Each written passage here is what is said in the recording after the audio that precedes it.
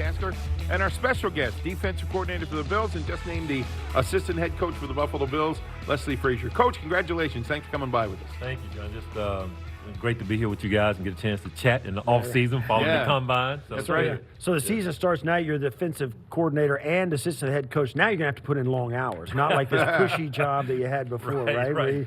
You go home at 4 in the afternoon and put your feet up. Yeah, right. What does it mean, though, to be assistant head coach? How do you see your role changing, if at all? You know, over the years, I feel like I've been involved in a lot more than our defense, just kind of behind the scenes. People don't know some of the conversations that Sean and I have had from the day I've gotten here. When it comes, even when he was putting together the staff, our first go round when we got here, we were talking about staff. My role has always gone beyond just coordinating defense, and obviously that's my primary for sure, to make sure our defense is right. But we've always talked about where our offense is, where our special teams are, what's going on organizationally. Hey, Leslie, I've got this meeting coming up with ownership.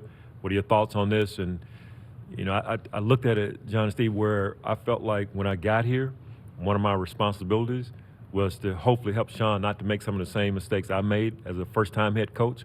And I've kind of, tried to embrace that. And fortunately for me, I'm with a head coach who receives it the right way, doesn't have an ego, not get caught up in pride, and we can have those hard conversations. So I don't know if my role will change a whole lot other than people on the outside knowing a little bit more about what my role has been here in Buffalo. Yeah, because your role, and it's smart to you, your experience as a head coach in the past, and the interest you're getting these days as to get plucked away as a head coach, that really adds to the staff and another resource for Sean. And like you said, it's smart for him to have a resource that he's willing to listen to.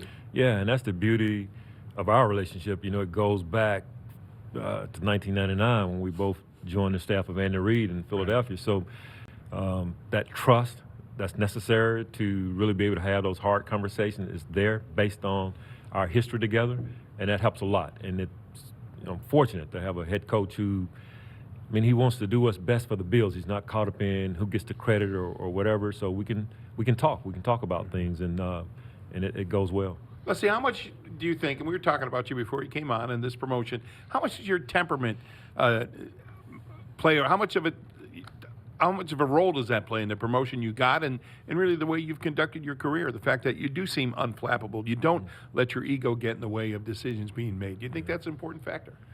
I think that's pretty important. We live in, and Steve, you know this as a former player and being around coaches and players, it's an ego-driven league in a lot of ways, and for a lot of reasons, because of the money that's involved. And so you have to be willing to sometimes not see yourself in the headline, but still feel good about yourself and be confident in who you are as a person. And so I think that does matter. And for me, it's about our team and what we're trying to get accomplished, not necessarily seeing my name, in the newspapers or on ESPN or wherever, Right. And one of the things about it is you got to, and I know this as a player, you got to be who you are. The moment you're a coach, coordinator who tries to act like a coach coordinator, not just be you, and trust yourself and who you are as a person, the players kind of see through it, and it kind of undermines your ability to be, your credibility. And so if you're an unflappable guy, you need to be an unflappable coach. Or if you're hot and fiery, you got to be that, but you got to just trust that who you are is going to be good enough and put people around you like you and Sean Mesh and Brian Dable and the rest of the guys on this list today who got promoted. Yeah, no doubt. That is the key, what you just said. Be yourself, because if you're anything other than that, those players see right through you. So great example, the head coach that I played for, Mike Ditka, fiery, tough, hard-nosed guy. And people often ask me, what did you learn from Coach Ditka? And I learned a lot. But I can't try to emulate him or be like him. I have to really be who I am, but take some of the things I learned from him and being under him. But if I try to be Mike Ditka, and that's really not my personality, the players are going to see through that, and they're going to tune me out over time. Hey, Coach, you were head coach of the Vikings for a couple of years. Would you still like to be a head coach somewhere in the NFL, do you think, sometime in the future?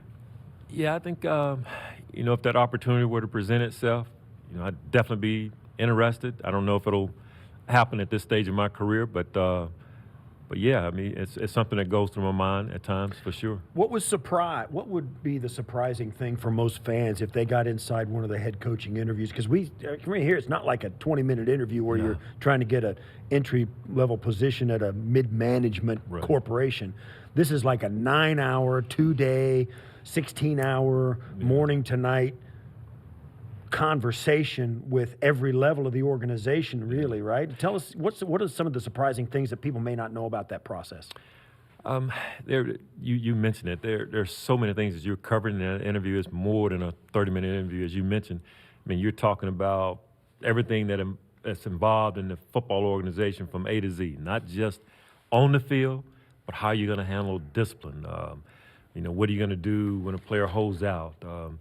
How do you build a team from your perspective? Is it through the draft? Is it through free agency? Talk us through that.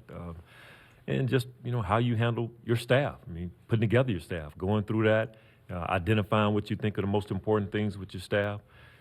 There's just so much conversation and being in great detail about what it looks like if you're the head coach of that team. And, how you're going to connect with your players, how you're going to change the culture of the organization. Because usually when you come in and interview for a job, they're coming off a disappointing season or a different. You don't take over Super Bowl champion. No, that's so rare.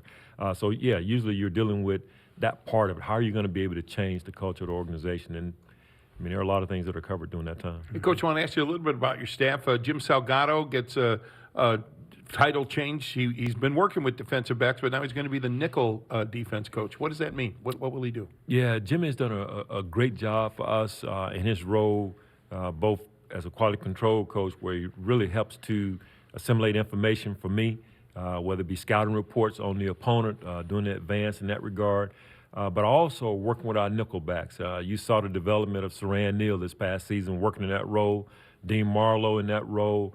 We even had Kevin Johnson in that role at times as Taryn was out with an injury. Yep. And Jimmy has done a great job specifically working with the nickelbacks, and the success that we've had with our nickels. A lot of that credit goes to Jimmy. And this is Sean's way and our defensive staff's way of being able to recognize his contribution by, putting that title next to his name. But he's done a terrific job for us. He has a history as a defensive coach coming from Princeton, being a defensive coordinator, and taking this role and then embracing it and really doing a great job for us. Can you give us a ballpark? What percent of the time last year did you play nickel? It's got to be more than 50%, I would think. Not 60%. Oh, yeah. With all the three wides that we get now, you're in some type of 5 defensive backs probably 70% of the time, which is the way our league is trending. It's very little 2-back, as you guys know. And we talk about all the time about how hard these guys work and how long hours they put in. They grind through film, and they got all this stuff. But when push comes to shove, a guy like Jimmy Salgado, he doesn't get this promotion unless the players respond. Yeah. I mean, he can have all the knowledge in the world. He can work really hard. The staff might like him. But when he gets down to where the rubber meets the road, he's got to put it on the field. And his players got to respond to him as a person, as a coach, and trust him enough to do what he says. That's really the crux of being a great coach. And that's why guys get promoted. It's not what they know, it's about how the guys that are on the team respond. That's exactly right. I mean, that's the epitome of what a good coach is. It's about my being able to be a good teacher. It's not enough for me to have the head knowledge, but can I teach it well enough where this player can go out and execute his assignment? Because if it really does us no good that you're as a coach, you're a very smart guy, Steve. You really can spit out the terminology, but your players, I know the numbers, right? Yeah, but your players aren't performing, so that really doesn't help us. So the fact that you have to be able to find out how these guys learn, because some guys learn differently. Some are visual learners. Some guys learn it through hearing. Some guys learn it through the walkthroughs. And as a coach, you got to connect the dots. And Jim has done a great job of being able to do that.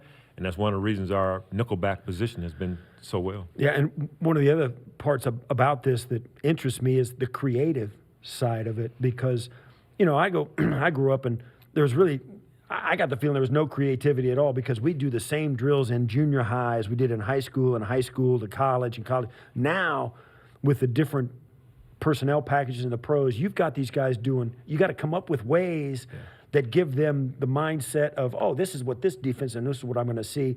You can create your own drills. You create your own defensive schemes. You create ways to look on the field.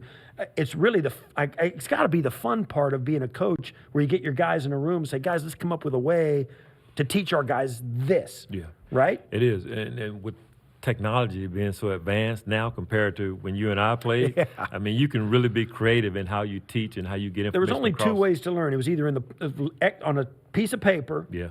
or on the field. Right. That was Now it. you've got visual aids. You've got then you got overheads in the film, and the film is better.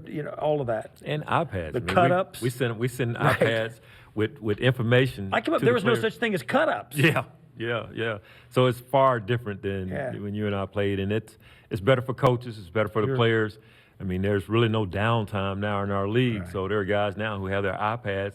They're looking through our games and going through it and preparing for this offseason as well. Right. Hey, Coach, another change to your defensive staff. A couple of weeks ago, Eric Washington signed on as the new defensive line coach. Brings a ton of experience, including experience as a defensive coordinator. What can you tell us about him, and what's he going to do with the D-line? Well, Eric has been a very successful defensive line coach in our league now for a while. Had a lot of success in Chicago. And then in Carolina, when Sean was defensive coordinator there on the Ron Rivera, he did a terrific job there, was promoted to defensive coordinator. So for our guys to get a chance to work with a guy like Eric Washington, who's had so much success, he's had a number of players that have gone to the Pro Bowl and had success. And now that we get a chance to work with a guy who's worked with Julius Pepper, Kwame Short, who ends up in the Pro Bowl, all of our guys are going to benefit from having Eric and his experience on our staff. Now, you also have a new assistant, Jacques Césaire. He was a good player. Yes. You got the defensive line coach and his assistant are both all brand new. And you're coming into a group where whether Jordan Phillips or Shaq Lawson comes back, you don't know. Might have a lot of new faces in that. It comes up with a lot of question marks in that group. Yeah. I mean, that's the uncertainty, and that's the benefits and the negatives of free agency as well. I mean, you don't really know at this point who you're going to have next season to work with. Right. But I do know this: whoever Eric gets a chance to put his hands on it and work with, they're going to have a chance to have career years, because he's been that type of coach where he's been really a guy who's transformed guys' careers. Now, would love to have Shaq back. Would love to have Jordan back. But I know that the Trent Murphys of the world, along with some of our other players, a young Darryl Johnson, they're going to benefit Ed Oliver. Ed Oliver. They're going to benefit from having a guy like Eric to really groom them and coach them. Coach, what do you do for an encore? You've had the second best defense, third best defense the last 2 years. There's only one place left to go, and that's number one, I guess, right? That would be nice to see happen. But what would be even nicer if we can just advance through the playoffs and get to the big one. That would be really, really nice. Right, absolutely. Yeah, and it really has been fun. You've been the engine that has driven the team's success over the last 3 years. And even when Tyrod Taylor was the quarterback 3 years ago, we made the surprising run. Yeah.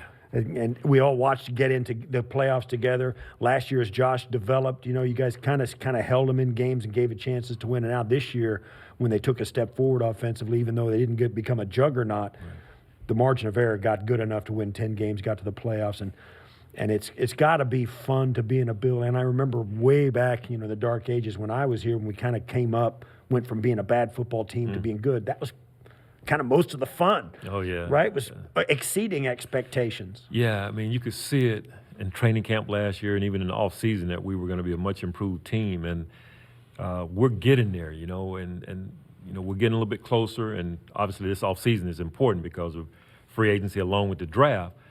You want to keep adding because every year is a new year in our league. You can't rest on your laurels. But we're closing the gap. We're getting a little bit better, and we just got to handle some things this offseason and take another step. Last thing I was going to ask you, too, we've talked about this offseason. Last year, you had, week one, you had 9 new starters offensively, right? So, not so this year, probably, and probably not so defensively, even though you may have a couple. It's a different offseason for this club. I mean, it's going to be a much, much more difficult roster to make. Yeah. So your job as a coordinator in your evaluation of new players, it's different. Yeah, which is good. It's a good problem to have. Yeah. It's comparing our first year to where we were really pruning the roster in our first year. Whereas now, as you mentioned, we got a lot of returning starters, and we had that last year on defense as well. Now we're going to have it on offense. So It'll create better competition, which is what you want when you go into training camp, even in the off-season program, which should make us a better team. And if you can have quality competition and then end up with quality depth, so when that injury bug does hit, it doesn't just wipe you out like it can in the month of December, we should be a better team forward. But you want competition at every position if possible. Right. Coach, really happy for you. Thanks for coming Thank in you, and guys. joining Great us today. seeing you, Coach. Thank Have you. a great offseason. Thank you, guys. Right. Thank you very Leslie much. Frazier, the Bills defensive coordinator, and now, as of today, assistant head coach of the Buffalo Bills. Steve and I coming back with more One Bills Live from the Seneca Studio in Orchard Park. This is Buffalo Bills Radio.